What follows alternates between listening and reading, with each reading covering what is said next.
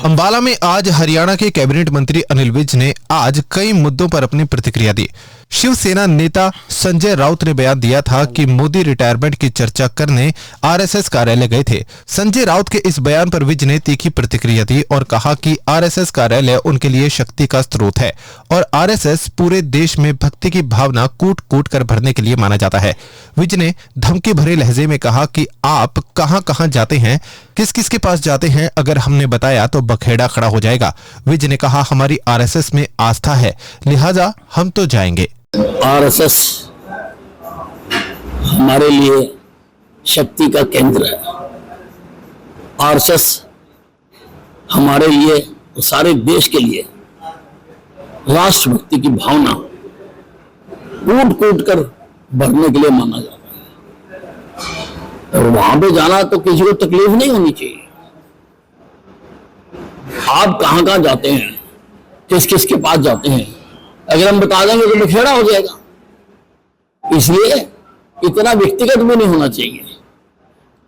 और आस्था है हमारी, क्यों नहीं जाएंगे? जाएंगे।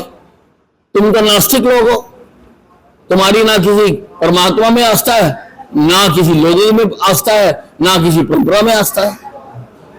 हमारी जहां जहां आस्था होगी हम चलते हैं। मोदी जी कुंभ बनाने भी गए और अखिलेश यादव नहीं गए।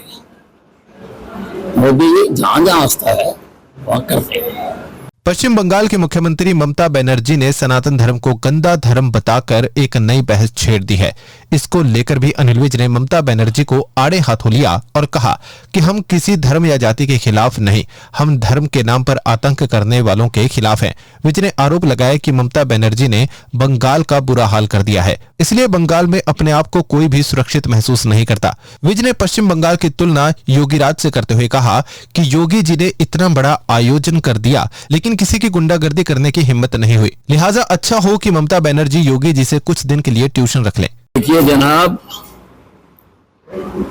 हम किसी धर्म या जाति के खिलाफ नहीं है, हम धर्म के ठेकेदारों के खिलाफ हैं। धर्म के नाम पर आतंक करने वालों के खिलाफ हैं और वो हम हमेशा रहेंगे।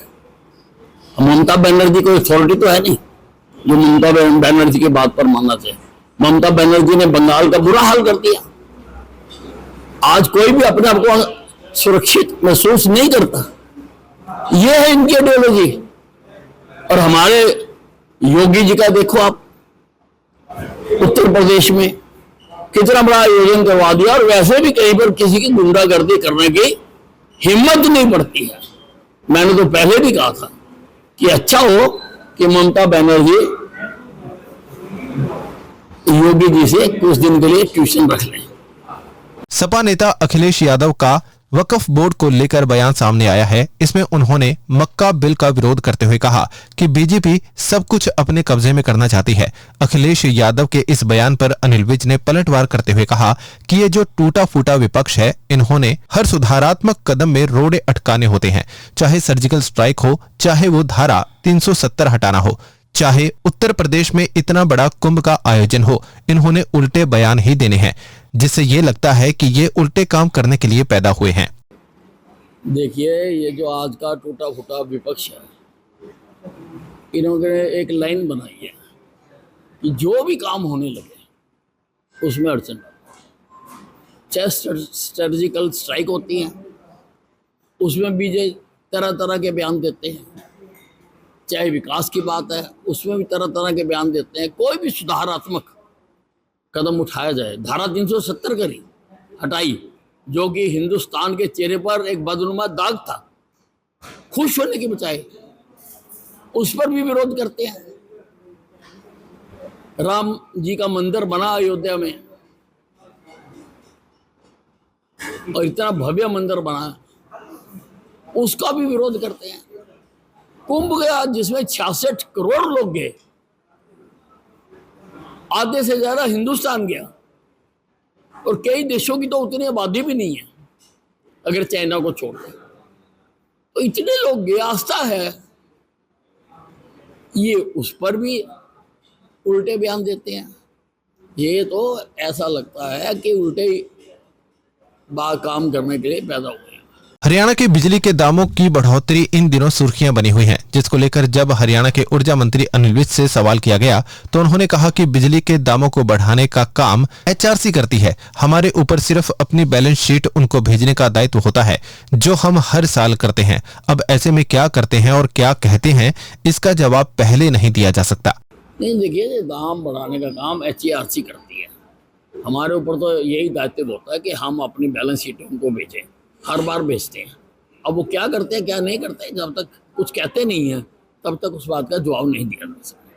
कांग्रेस के नेता सुरजेवाला द्वारा ट्वीट कर ट्रोल रेट में बढ़ोतरी को लेकर देश के प्रधानमंत्री नरेंद्र मोदी और हरियाणा के मुख्यमंत्री नायब सैनिक को जनता को जवाब देने का बयान दिया गया। इस पर प्रतिक्रिया देते हुए अनिल विज ने कहा कि नितिन गडकरी ने आश्वासन दिया था कि जिस टोल पर जितने कर्मचारी लगे हुए हैं उनसे मुक्ति मिलेगी। हर गाड़ी में एक चिप लगेगी जिससे गाड़ियां बिना रुके जाया करेंगी। क्या कहेंगे? देखिए, इस पर काफी डिबेट हो चुकी है और नितिन गडकरी जी ने कहा है कि शीघ्र ही जो टोल पर कर्मचारी लगाने पड़ते हैं उससे निजात मिलेगी।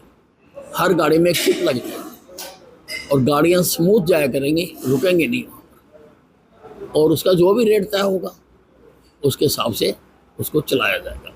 मीडिया से बातचीत करने के बाद विज अच्छे मूड में दिखाई दिए और हमेशा की तरह विज ने मीडिया के सामने एक बार फिर एक गीत गुनगुनाकर सुना दिया। जब जी चाहे नई दुनिया बसा लेते हैं लोग, एक चेहरे पे कई चेहरे लगा लेते हैं लोग, एक चेहरे पे कई चेहरे लगा लेते हैं लोग, एक चेहरे पे कई चेहरे लगा लेते हैं लोग। जब भी जी चाहे नई दुनिया बसा लेते हैं लोग, एक चेहरे पे कई चेहरे लगा लेते हैं लोग।